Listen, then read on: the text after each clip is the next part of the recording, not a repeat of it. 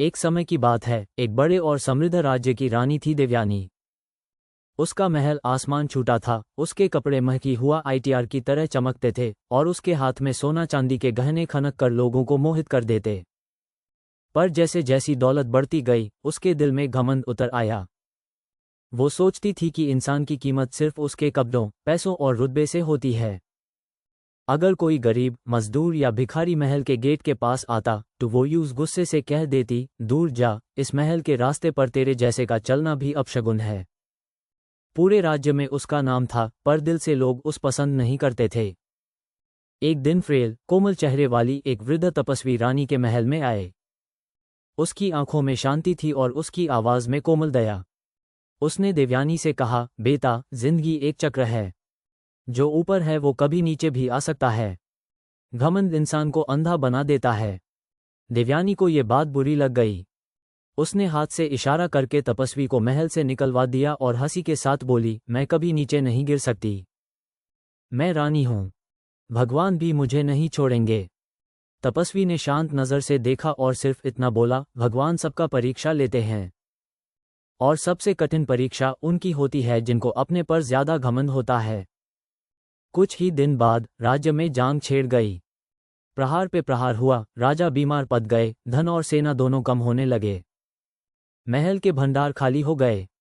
वक्त का चक्र बदल गया। वो देवयानी, जो महंगों के फूलों के पलंग पर सोती थी, आज सड़कों पर चलती थी।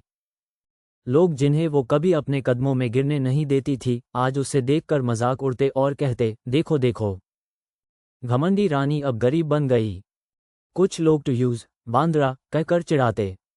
उसका दिल टूट गया था, पर उसके घमंड का अहंकार फिर भी पूरी तरह नहीं टूटा था। एक रात तेज तूफान, बिजली और बारिश में वो अकेली एक पुराने मंदिर के सुने आंगन में बैठी। उसका शरीर ठंड से कँप रहा था, उसकी आंखों में आंसू भर आए। जिंदगी की सारी गर्व, शान, शक्ति मिट्टी में मिल गई थी। पहली बार उसने दिल से प्रार्थना की, भगवान, अगर आप हो तो मुझे एक मौका दे दो। मैं बदल जाऊंगी। मैं अपने घमंड को छोड़ दूंगी। तभी हवा रुक गई। बारिश थमी। मंदिर के गर्भगृह से हल्का सा प्रकाश चमका। उस प्रकाश से भगवान विष्णु का दिव्य रूप प्रकट हुआ। उनकी आंखों में दया थी, पर उनके चेहरे पर ज्ञान का तेज। भगवान ने कहा, जब तक तुम्हारा मन घमंड में डूबा था, तब तक मैं तुम्हारे पास आया भी तो तुमने पहचाना नहीं। तुमने लोगों को दर्द दिया, इसलिए दर्द तुम्हारे पास वापस आया। देवयानी रोते हुए नीचे झुकी और बोली, प्रभु, अब मैं समझ गई हूं। दौलत और शान कुछ नहीं, पर इंसान की अच्छाई ही सबसे बड़ा धन है। भगवान ने अपना हाथ उसके सिर पर रखा और उसके दिल का घमंड जल कर भस्म हो गया, जैसे अंधेरा रोशनी के आने से खत्म हो जाता है। उस दिन से देवयानी ने सेवा शुरू की। वो बीमार की सेवा करती, भूखे को खाना खिलाती, दुखी को सहारा देती और हर किसी का दर्द सुनने लगी।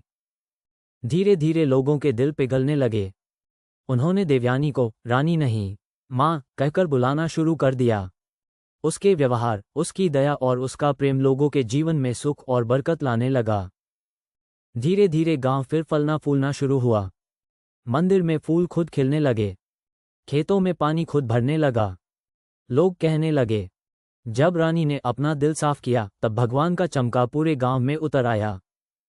रात को देवयानी आकाश में तारे देखकर मुस्कुराती और कहती, असल रानी वो नहीं होती जिसके पास ताज हो, बल्कि वो होती है जिसके पास प्रेम और नम्रता हो।